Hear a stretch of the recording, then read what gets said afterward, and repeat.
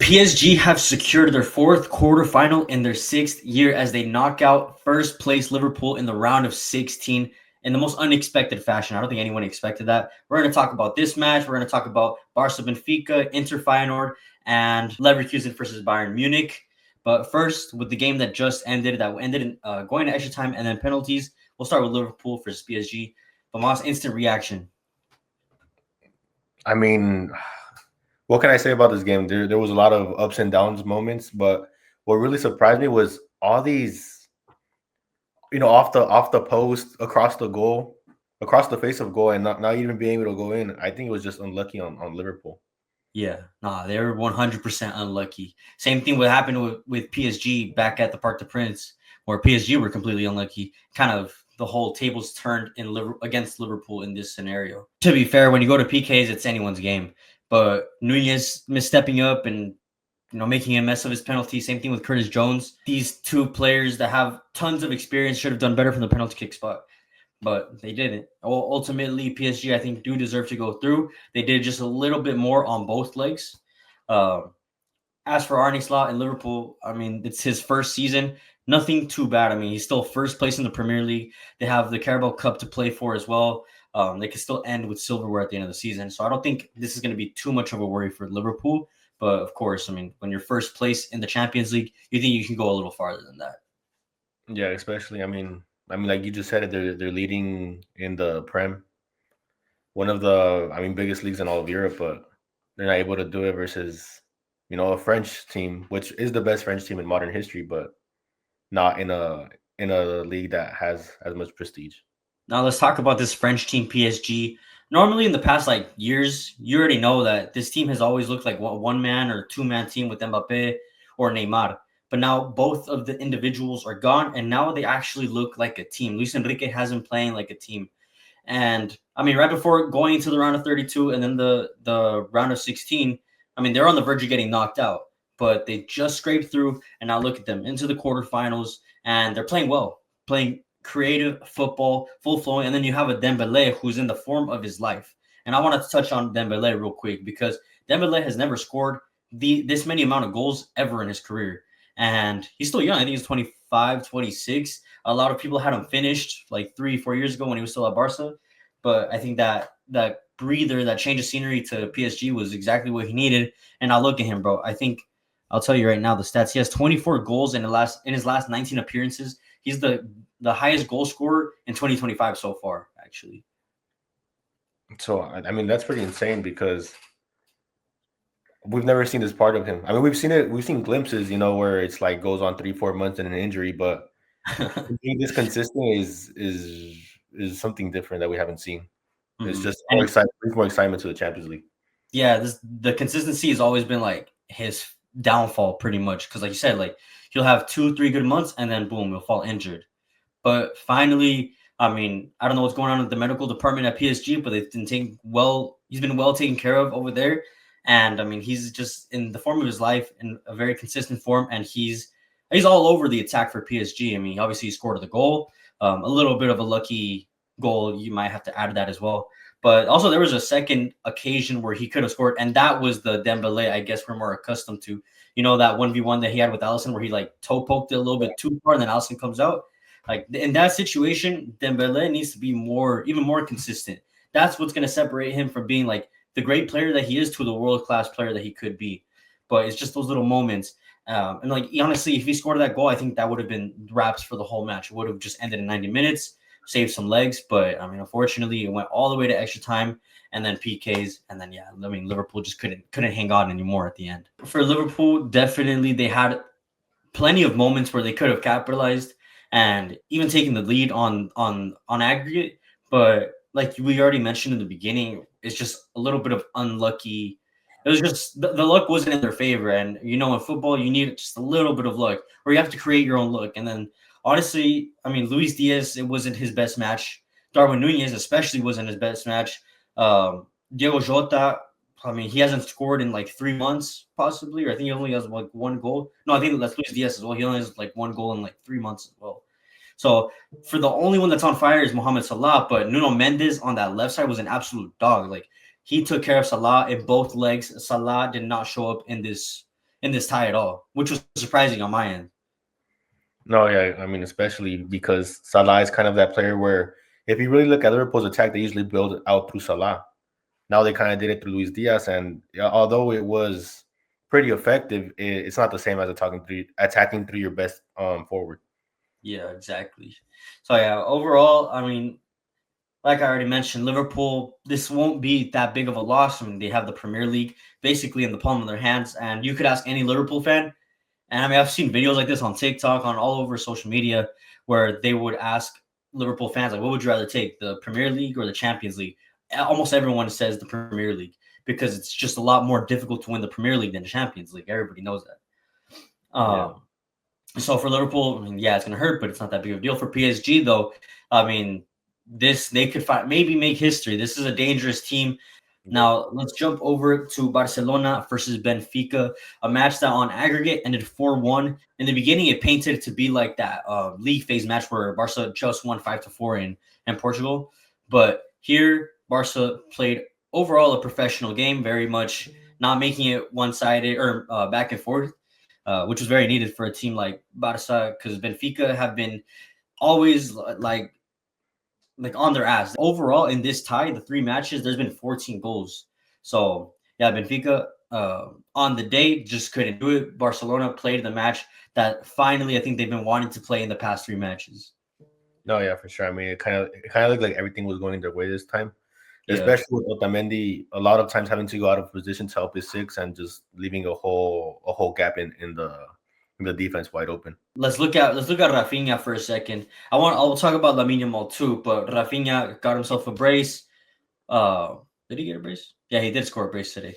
Rafinha has been unbelievable for Barcelona this season. Looking at the statistics, it's very, I mean, it's insane to see what he has done so far. He's like only a few goals away from matching Messi's best Champions League campaign. So Messi in a single Champions League season has scored 14 goals and has had 5 assists. Rafinha is right now at 11 goals and 5 assists. And Rafinha right now is the first Brazilian to score 11 goals in a single UEFA Champions League season as well. So this version of Rafinha has just been, I mean, this is like as if Barcelona signed a new player. We've never seen a Rafinha like this ever. If you're a Barcelona fan, you know Rafinha has been one of those headaches where it's like very similar to a Dembele or to a Nunez situation where he has like the moments of brilliance, but for the most part, extremely inconsistent. But in this case, this season, he got the captain's armband, and bro, he's turned it up. Yeah, one of the best players. He could possibly win. If Barcelona go all the way to the final, possibly win it, I think he is the favorite to win the Ballon d'Or this year. Yeah, and it's quite hilarious because if you think about it, during the summer there was a lot of Barca fans asking Rafinha to be sold. Yeah, they were telling him to learn Arabic already, bro. Yes, fortunate. It's unfortunate, yeah, because you can see on the pitch a guy like Rafinha seems like a very humble, hardworking guy, and he shows that in every game. Like maybe he won't. I mean, seasons prior he won't, contribute in goals or assists, but he'll run his ass off, and that's the least you can expect from a player playing at a club like Barcelona. And I think he always knew that. But this season with Hansi Flick, I don't know what happened, but the mentality, but also his consistency in front of goal, with the ball. His confidence is just of another player's of another magnitude. And yeah, he's shown that. And then let's go to Yamal real quick too. Yamal becomes the youngest player to have a goal and assist in a Champions League match at 17 years old. And I kind of wanted to pose this question. Obviously, we know he scored a fucking banger. He had himself a good assist as well for Rafinha's first goal. But what would you prefer, 17-year-old Mbappe or 17-year-old or current Lamine Yamal? I posted this on Instagram too. A lot of people are putting Yamal. I have to double check, but a lot of people put Yamal. But I feel like that's kind of recency bias, right? A little bit of recency bias in It's that. because 17-year-old Mbappe. I mean, the club that he was at was Monaco. And I think he scraped Monaco up into a semifinal, or was it a quarterfinal? Quarter or semis, one of those two. I don't remember. But I mean, it's because Lamine Yamal has a much better squad than Kylian Mbappe had at 17. That's also a factor. But from what I've seen effectiveness at least, then I'd have to be Lamine Yamal, at least for right now. Mm-hmm. don't forget that also, I think it was 18 when Mbappe won the World World Cup. Cup, right? So I guess you can't really compare that. Because I was going to say, like, well, if And Mbappe again, won the World Cup at 17, 18, like, obviously that trumps anything that Yamal has done, even though Yamal has won the Euros and was influential in the campaign. I think maybe in this case scenario, Yamal would only trump uh, Mbappe if he goes all the way to the final and they win it.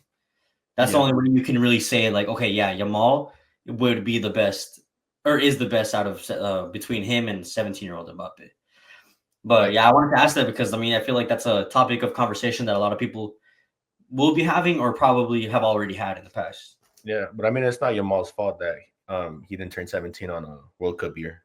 That is true. That is true. But yeah, no, overall, Barcelona got the job done. 4-1 in the aggregate, very comfortable match, especially the second half. Pretty much dead. It was all in Barcelona's control for the most part. Let's move on to then the Bayer Leverkusen versus Bayern Munich match, a game that was pretty much resolved from the first leg over at the Allianz Arena in Munich, where Bayern Munich defeated them 3-0, and then away from home at Leverkusen, Bayern Munich defeated them 2-0, and it was a 5-0 on aggregate, and pretty much for Leverkusen, I think it's a case of campeonitis at this point in this season. Yes, they're still fighting for the Bundesliga, but they're like 8 to 10 points away from Bayern Munich, who are in first. Bayern Munich looked somewhat iffy most of the Champions League campaign season, but in this game where it really mattered the most, I mean, they played as professional as they could, and they looked. I mean, they looked like the old Bayern Munich or the Bayern Munich that we are accustomed to, a Bayern Munich arrollador that you can, I guess you can say, that just will take over any team that are in front of them, play them off the park, and that's exactly what happened for Bayern Munich in this match. Yeah, I mean, I feel like this Champions League campaign was a disaster. Once I seen that Bayer Leverkusen didn't really reinforce their team in a way that a team that's going into trying to win Champions League would. Yeah, that is true. I agree with that because the only real statement signing, I guess you could say, was Aleix Garcia. I think that's his name, Aleix Garcia from I think that's his name. But one of the players from Girona, and he hasn't played at all or much for Bayer Leverkusen. And yeah, a team like Bayer Leverkusen needs to reinforce the squad, especially going into the Champions League. Because yeah, they went all the way to the final in the Europa League. They got smashed against Atalanta, but this was where you and I even talked about like we'll see how good this team really is when they face off the Bayern Munichs, the Barcelonas, the Liverpools, the PSGs. And I mean, yeah, I mean they got smashed against Liverpool in the league phase, smashed against Bayern Munich in the round of 16. Unfortunately for Xabi Alonso and his team, I think the players let him down more than anything because Xabi Alonso probably by the summer he's gone. He's going to Real Madrid. Yeah, most likely. Yeah, but as for Bayern Munich, you cannot like take away any of the merit. They played the perfect game overall. Harry Kane is the best Englishman to ever play striker, to ever play the game. Possibly, Kane becomes the first Englishman to score 10 goals in a Champions League campaign with his goal today, and he also had an assist for Alphonso Davies, the Canadian, who volleyed it past the Leverkusen goalkeeper. I forgot his name. But yeah, very pretty much just walked all over Leverkusen today. And then lastly, let's go to Inter versus Feyenoord. A 2-1 win for Inter. Overall on aggregate, it was a 4-1 win, a very comfortable win for Inter. An Inter team who also made like 7 changes from the game that they played in Rotterdam in Netherlands. Feyenoord, I mean, they had already been to the San Siro. They had already done the miracle playing against AC Milan. But against Inter, bro, you have to be 10 out of 10. You cannot fail in anything. And Inter are probably one of the strongest teams in the Champions League. Everybody knows. I mean, they went to a final just a couple of years back against Man City where they lost. And I mean, Inter, every time they're in the Champions League knockout stages, they are not an easy team to play against. And yeah, today they also dog walked Feyenoord on the pitch. Oh yeah, I completely agree. I mean, Feyenoord. It's like they played with. It's like it was like we saw a whole different squad that played versus AC Milan this past 3 weeks ago. Yeah.